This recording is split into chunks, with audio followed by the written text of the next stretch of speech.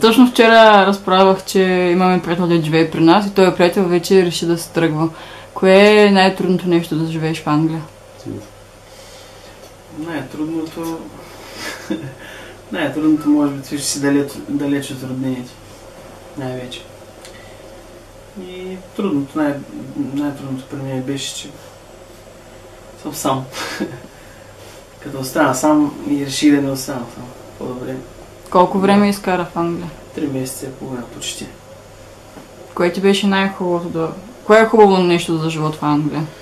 Животът е по-лесен. Заплащането е малко по-добро.